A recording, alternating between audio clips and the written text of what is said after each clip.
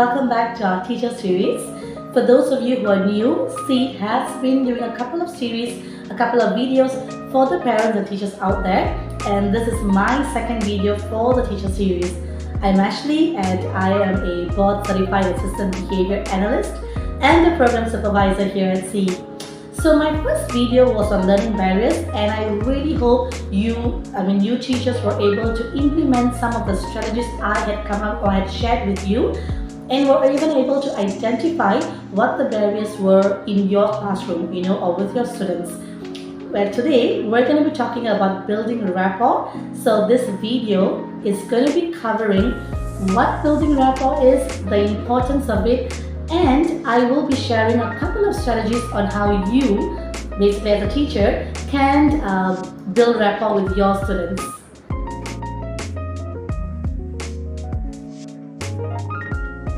So I'm sure you've heard the word rapport, you probably used it, here and there. But what does it mean when someone tells you you have to build rapport with your students in your classroom? What does building rapport mean? Building rapport is basically just creating or developing a positive relationship with your students, your clients, within the bounds of professional standards, of course, right? So there is this term called pairing. It's a term that ABA professionals use, and pairing is a process of building rapport with your client, with your students. And what is pairing? Basically, you are pairing yourself. You are, associating yourself, your teaching materials, your learning environment with all the things that are good to your student. All the things that are fun and positive and nice that your student enjoys, and you're going to associate all that with yourself, right? So then you become that person that they want to go to because, hey, Teacher Ashley has all this fun stuff. Teacher Ashley comes with all the stuff that I like. Teacher Ashley comes with all the good things that I like. And that's me slowly building rapport with them, with my students. And remember, no significant learning occurs without a significant relationship. So if you don't, start building rapport with them, you don't develop a positive and significant relationship with them, it's going to be very hard for you to, for them to start learning, for, you to be able to teach them, but that we will discuss in the importance of it. I'm just, trying to explain to you what building rapport means, and I hope that clears it.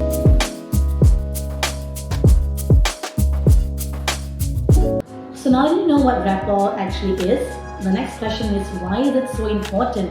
Why do you keep emphasizing the importance of building rapport with your students? Well, number one, children are more likely to listen to you if they like you. So, that applies to your students too, right? They're children.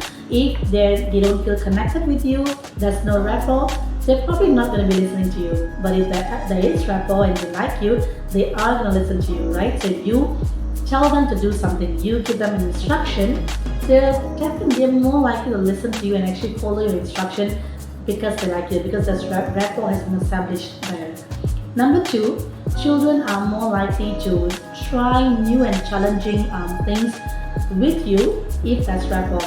So, with your students in the classroom, with children, as they progress, over the year in a classroom, modules get tougher, syllabus, gets harder, it gets more challenging for them.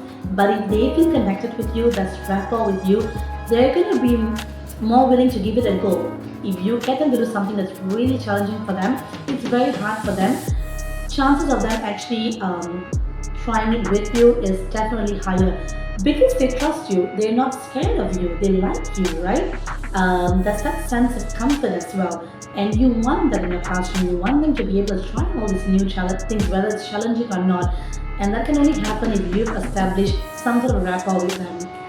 And number three, which is really, really important, is that children are less likely to exhibit problem behaviors once rapport is established, right? Once you have a good rapport with your students. And with problem behaviors, it not only affects their learning experience, but it affects their peers' learning experience as well. Can you imagine, I'm going to give you a scenario. You have a classroom of, say, 10 students, and you're managing the classroom on your own.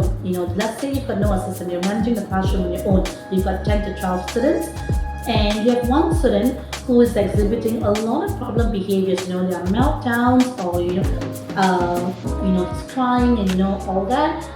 You can only imagine what his peers. So number one, his learning experience is a factor, but you can only imagine what the other students might be doing.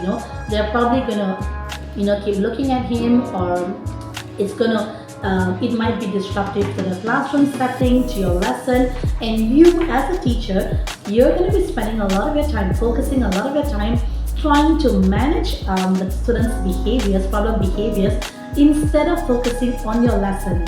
So now you can see why building a rapport with them, having a connection with them is so important. And I would like to add something else. Through the process of building rapport, why it's important again, it's because you then establish instructional control with your students in your classroom. Establishing instructional control means when you provide an instruction, you tell them to do something, they're more likely to listen to you, they're more likely to comply with that instruction, right? So the child becomes a willing learner and is eager to take part in learning opportunities in the classroom.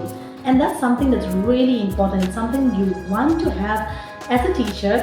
And I think one of the main goals is for your students to be willing learners and to want to take part in learning opportunities so they can learn better, right? So now that you know the importance of it, you now are know that it's a process you cannot skip if you want your child to have a meaningful class experience.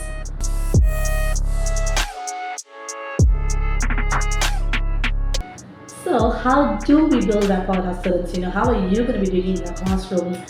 I'm pretty sure you can't wait, and you're eager to start the process. So I'm going to share with you 3 steps you can try, and I really hope it works out for you.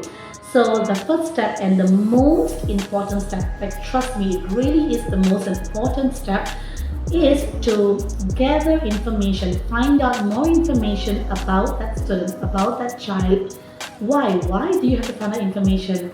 Because remember, we spoke about how pairing is us associating ourselves, our teaching materials, our classroom setting with all the things that are good and fun and positive to that student. Now, if you don't know what's fun, if you don't know what's good and positive to him or her, how are you going to associate yourself? And I know a lot of people might be thinking, but all kids like dinosaurs, all kids like animals, I'll just use that. No, I can tell you, in the 8.5 years that I've worked in the field, fun is subjective. What's fun, what's good, what's positive is really subjective, and you cannot assume that just because student A loves animals, student B, C, D, E, F is going to enjoy animals too. Chances are that maybe a lot of them might like animals, but it doesn't mean every single one of them likes animals. So you're going to individualize it, meaning you're going to find out information about that student, and if he likes, say, sea creatures, then you're going to want to use those things to associate yourself with, right? So find out what the student's likes and dislikes are. You also would want to find out what worked in the past, or what did not work in the past. What kind of learning strategies work with him? Is he a visual learner? Are you gonna, would you need to come up with some visual supports, or to actually support his learning experience, to foster that learning experience for him, to make that that classroom experience meaningful for him? You're gonna want to find out those strategies that worked and did not work, right, in the past. And you also want to find out what his strengths are.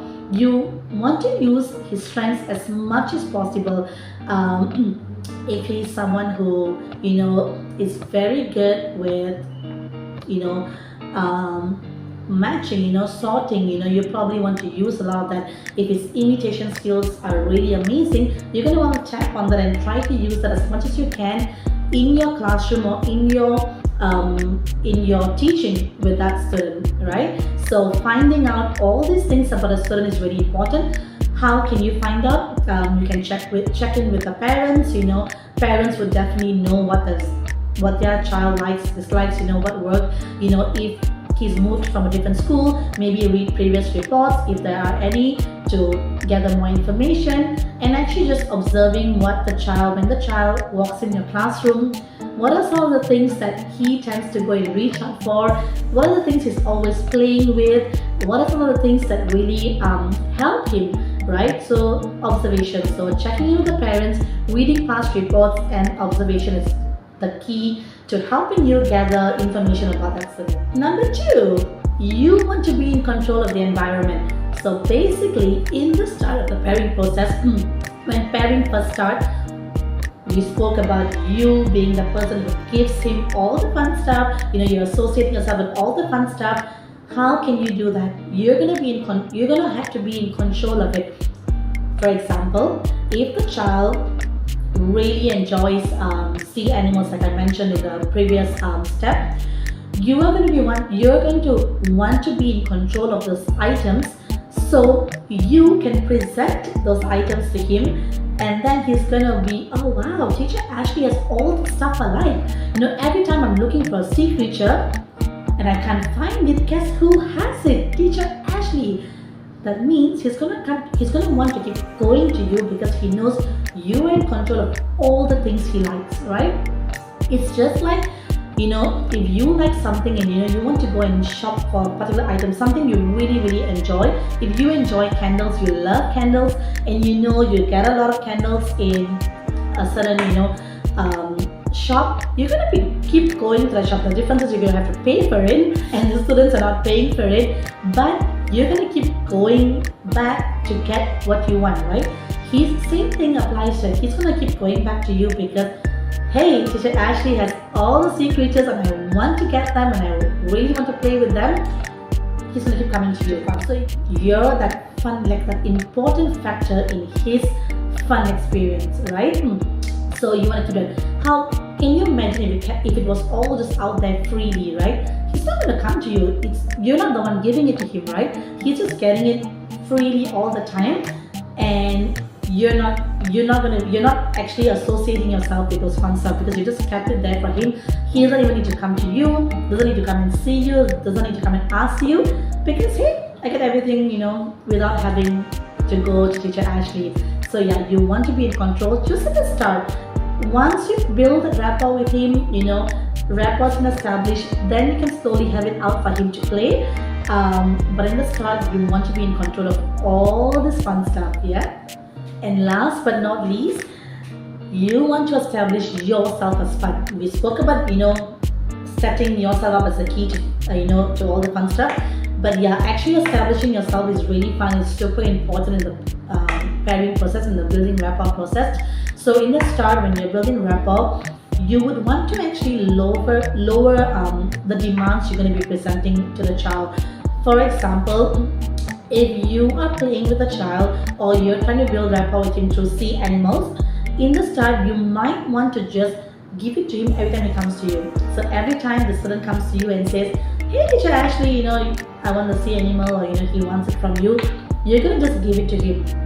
You don't want to get into the whole or you gotta say please, you have to ask me nicely, or before giving it to him you probably want to label what sea animal this is, what color this is, where the sea animal, where can you find sea animals, before actually giving it to him. You don't want to do any of those things. So try to lower the demands as much as you can and just provide everything, give him everything freely. Establish yourself as that fun one, and in terms of your voice, you want to vary your voice tone, you want to have the enthusiasm, be really loud, really silly, exaggerate all these things, because let's face it, children love these things, right? So yeah, you want to do all these things to establish yourself as fun and to be able to build rapport with them. We're done with today's segment on building rapport with our students. I really hope you enjoyed the video and you are able to start the building rapport process right away, the pairing process with your students in your classroom. Remember, it's a process we cannot skip. We really cannot skip the process if we want our students to have a meaningful class experience. So thank you, and I really hope to see you in the next one.